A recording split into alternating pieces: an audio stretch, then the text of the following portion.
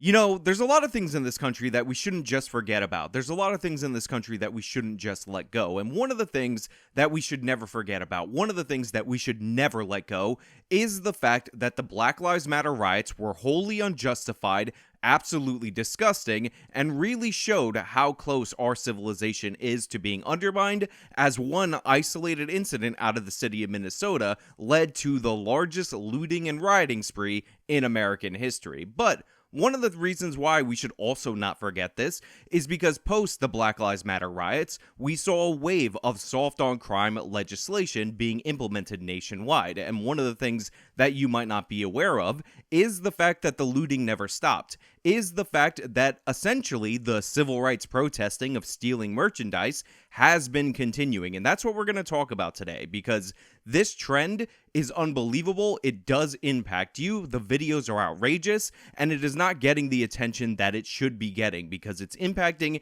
each and every person in America. And at a time with high inflation, you should really understand how soft on crime actually makes everything worse. But before we get into that, I just want to say we don't have a sponsor. This video is brought to you by my patrons, by my Subscribestar peeps, and by those of you who signed up over at actualjusticewarrior.com/join. Thank you so much. Let's get into the video. So chances are, if you've been to a retailer in the United States of America in recent years, you've noticed more and more things being locked up, stranger and stranger things being locked up, and the fact that the shelves often are far more bare than they typically were. Now, a lot of left-wingers have gone on to say, I thought capitalism doesn't have empty grocery shelves and all that nonsense, but I assure you that is not the issue at hand. What we're dealing with in this country is the fact that we have a lot of soft on crime policies, and this has led to organized retail theft. Contrary to popular belief, contrary to what idiot left-wingers, who by the way would kill you if you took even a smidgen of their own property,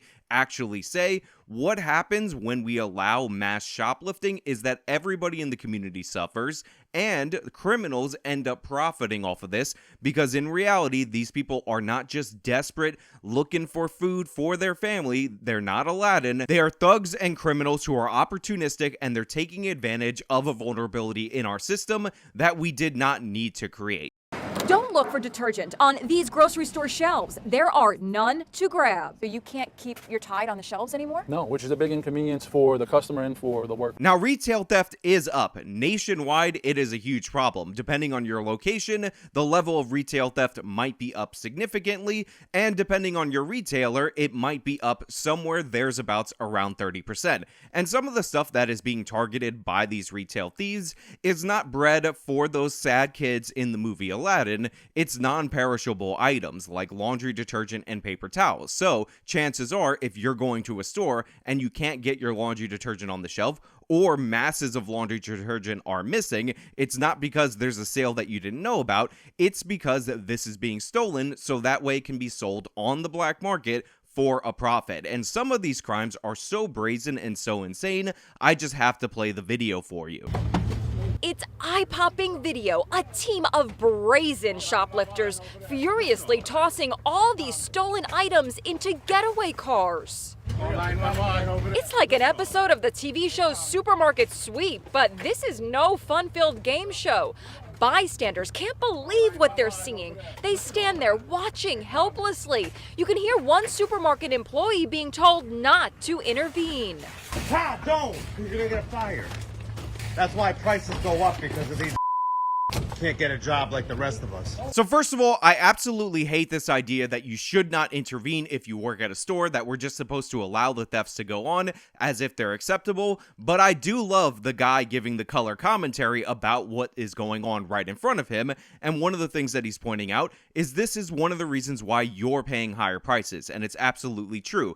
Thefts get portioned out to other portions of the grocery store, and you, the consumer, not only have to struggle with finding the supplies that you need, but also pay the price for this in higher prices. So if you're an American who, I don't know, ever has to do laundry, you could thank the fact that we have soft on crime policies and organized retail theft like this as a consequence for you not being able to do laundry. And by the way, if you think this video is bad, if you think the loading of the detergent and the paper towels into this car is awful, it's about to get much, much worse because this is not just a one-off operation.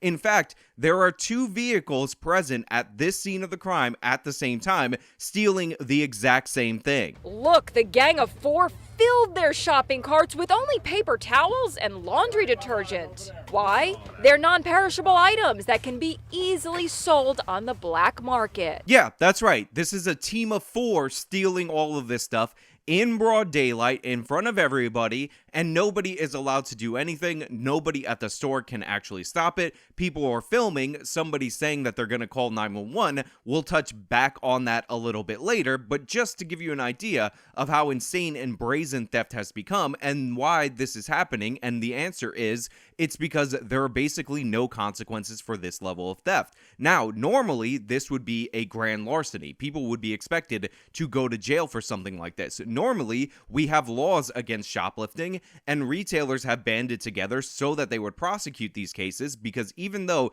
it costs more to put one shoplifter behind bars than typically they end up stealing, it sends a message, and the deterrent effect overall creates a more law-abiding society, and thus we end up spending less as a society than when we allow this to happen. And by the way, this reportedly is about $1,600 worth of stuff being looted from this store in broad daylight. And if you're wondering about this guy tossing the laundry detergent like crazy in his SUV, and as somebody who had an SUV before and spilled laundry detergent in the background, and you're thinking, well, we have some solace in the fact that he's going to stain up his carpet and that's going to ruin his time and it's going to cost him way more to fix that, worry no more, because these cars are actually stolen. Police say the SUVs are stolen. Notice the license plates have been removed. Yeah, that's right. These thieves stole the vehicles that they used to execute the crime. So if you're one of those people who are like, oh, well, it's just a big box neighborhood grocery store, that's a corporation, and for some reason, I don't care if people who want to buy laundry detergent because they need to wash their clothes can actually find it at this store, or I don't care about the increased prices that everybody in the community has to pay. They also stole 2 vehicles in order to execute this crime. So there are victims all around. These criminals are not thieves with a heart of gold, just stealing from the rich so that they can get by. They're thugs, they're opportunistic, they're committing other ancillary crimes, and by the way, one of the reasons why the store employees would get fired for intervening is because these people are likely violent, likely to lash out with violence, as we've seen in other cases where people who try to stop shoplifters end up getting seriously injured or killed. We just did a story about an 84-year-old homeless man who came out to check a receipt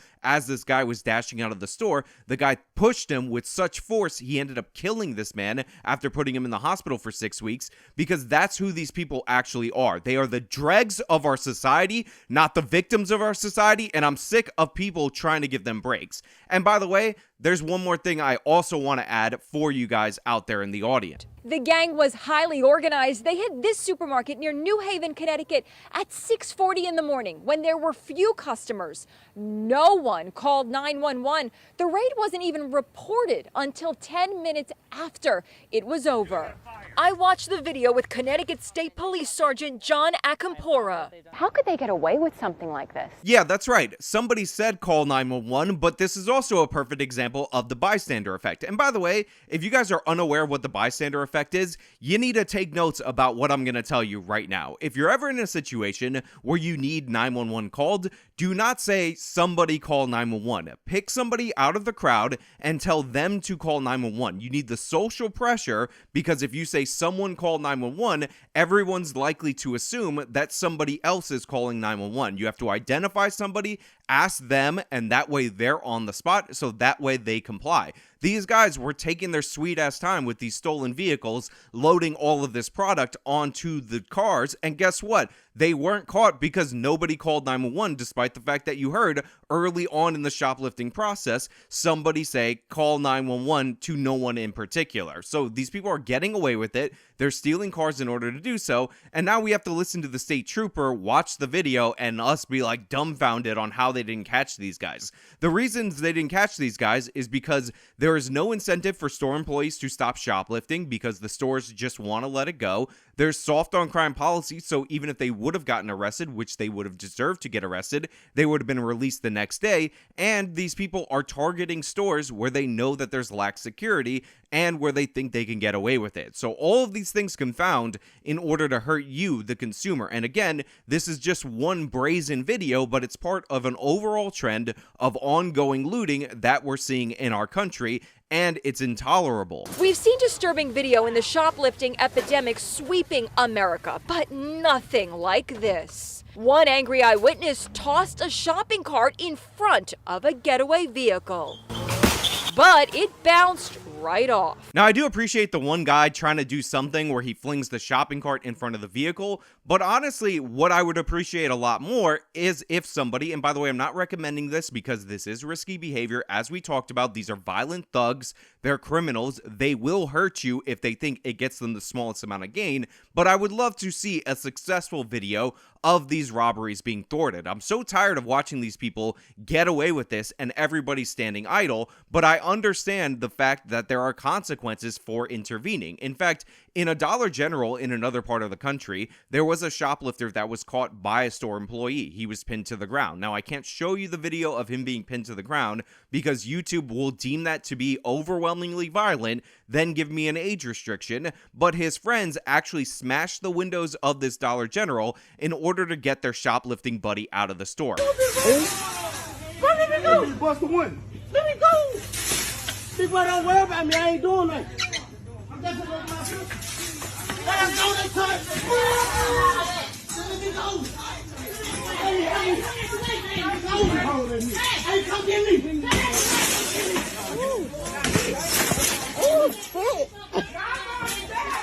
I'm so sick of these criminals setting themselves up like this, basically operating unimpeded. It's disgusting, and it should disgust you. Now, you might say, I don't go to a Dollar General. I don't ever do laundry ever. How does this impact me if laundry detergent has to be locked up along with medicine, along with toothpaste, along with hair products, along with everything, depending on what people are looting in your area? But a lot of you, not all, some of you I'm sure are vegan, actually eat meat. So let's talk about the fact that meat is often targeted by these organized retail thefts. Let's go to some video so you can see how absurd and how insane this is actually getting.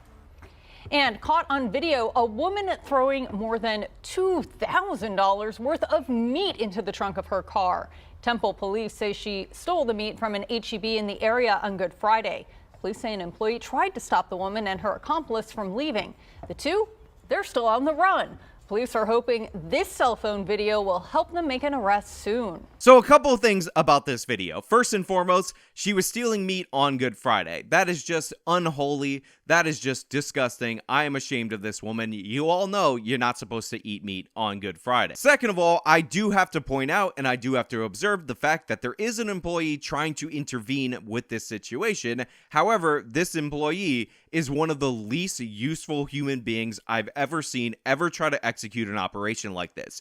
First and foremost, put your phone down. I guarantee you that close angle is not going to be all that useful in revealing the fact that this was a crime later. On top of that, we're watching the video from another perspective. So there are two people out there trying to catch video of the crime, one person trying to deter it with one hand very unsuccessfully, while also trying to film this crime. This really bothers me. This really annoys me. It should really annoy you, but of course, we're watching this woman ineffectively try to guard the bucket. I got news for you. It's not about getting the shopping cart away from her. It's about screening the box, preventing her from being able to throw this stuff in the trunk, and you're woefully ineffective in your operation. On top of that, I'm sorry, but if I'm working at a store, and again, I'm not advocating for action can lead to you getting injured, whatever, but if I'm working at a store and you're loading up a car with a bunch of shoplifted goods, you know what I'm gonna do? I'm going to take a pocket knife and slash your tires. I'm just going to stick it right in there, pull it out, go into the store, and be like, well, you're not going to change a tire, hopefully, before the police come. That is something that you can do to deter this situation. And if you don't want your tire slashed, you know what? Don't steal $2,000 worth of merchandise. Don't expect me to respect your getaway vehicle when you're looting all of the meat from this store. And again, the price of meat up through the roof. A lot of people point out that part of that is in fact inflation, but these people are stealing premium cuts of meat. She's not doing a barbecue, she's doing it to sell it later, all because she feels more entitled to do so, and she thinks that you're a sucker for going out and paying for it. Now, luckily, they caught this woman, and we can name and shame this woman, which is what I'm going to do right about now. And an arrest has been made in the H-E-B meat market theft. Police arrested 40-year-old Marcia Brooks this morning. She faces multiple counts of theft. The video of the incident went viral on social media, showing a woman believed to be Brooks throwing thousands of dollars of meat into the trunk of a car on Good Friday. She remains in the Bell County Jail on a $2,000 bond. 40 years old, stealing thousands of dollars worth of meat on Good Friday in broad daylight. Absolutely disgusting. And I know somebody's going to say, hey, you know what? Maybe she was just trying to feed all her kids on all that meat. Maybe her son's birthday was happening and she wanted to do a barbecue, but she didn't want to pay for what was needed for the barbecue. Maybe she's just Aladdin. But again, this is not the only instance of mass meat theft. Closely as you see this man entering the tropical supermarket. It is around 1 in the afternoon last Sunday, and West Miami police say he heads immediately to where the meat is, loading his backpack with items in front of customers. And then he is seen through another camera angle walking out. Then, just after noon on Wednesday, police say he returns wearing a white cap and does the same thing and leaves his store on Southwest 8th Street. Again, such a brazen robbery. These people aren't even concerned about concealing their face. They know that consequences aren't going to actually be levied against them. That's why they're just coming in time after time, stealing whatever they want and getting away with it. And by the way, this was mentioned in the news article, so I just want to play it for you guys out there in the audience, because for some reason, the detective has to address whether or not this person was stealing $800 worth of meat over the course of 2 days in order to feed his family. The detective says that this thief was not doing this to feed his family, that he was doing this to make money. Now again, while I am showing you individual instances and individual videos, it is really important for you to understand that what I'm describing is a trend, not a few isolated instances. The videos are representative of what's going on in this country. And a lot of people will say that reported thefts are up in this country, but that is not the best metric, because as we know, all these retailers actually are at risk of losing their insurance the more thefts that they report. So thefts are often underreported by the retailers, and the real metric of what's going on in the supermarket is how many things have to be removed from the shelves, how many things are locked up, because all these big retailers use computerized systems to determine what's being sold and how much it's needed, and predictive algorithms and all of that. And when they experience high levels of theft, they then send out guarded displays for those items. So we talked about some of the meat thefts. I showed you some video of that, but let's look at the response to the meat thefts that you're seeing. Want aspirin? The cashier has to unlock the glass case to grab the medicine. Thieves are also targeting ice cream and meat. Who could forget the guy allegedly stealing all those steaks at a Trader Joe's in Manhattan? Walmart now has a steak locked up. Yeah, that's right. If you go into certain Walmarts in this country, certain grocery stores, they actually have locked up their steaks because, you know, these people who are totally just Aladdin, who are totally just stealing food to feed their family, have a very picky, starving family, and that very picky, starving family either wants a New York strip, they want a filet mignon, or maybe they want the ribeyes. I'm all about the ribeyes. If I was starving to death, I would definitely want Aladdin to go out and steal me a ribeye for myself, because obviously beggars can be choosers, according to the woke left on the internet.com. By the way, I also want to break up some of my anger with some of the ridiculousness of news segments, so I'm going to show you this clip and we're going to laugh at it. People are taking this and putting it in their purse, just like that. And walking right out. Now look, I've made remarks about people's intelligence, I've gone after certain people that I think are quite stupid, but never have I ever talked down to my audience in the way that this Inside Edition lady just did. She's like, what they're actually doing, and she needed to demonstrate this, is taking stuff off the shelf and putting it in their bag, and then the guy's like, and then they walk out the store. As if you needed shoplifting to be described to you because it's such an alien concept that you needed a visual audio demonstration for it for you to understand. Look, I'm tired of this. It's unacceptable, and we need to do something about it as a country. We need to once again have retailers and state legislatures get together and say that they're not going to stand for this, because everybody's paying higher prices. Everybody's dealing with the shortages. People are getting hurt because of the black markets and all the money that's involved in this situation, and it's not right. It doesn't have to be this way. It wasn't this way before, so let's fight back against it. But hey, those are just my thoughts. Let me know your thoughts down in the comments below. If you like the video, show me by leaving a like, subscribe for more content, follow me on all my social media, support me via the support links. Till next time.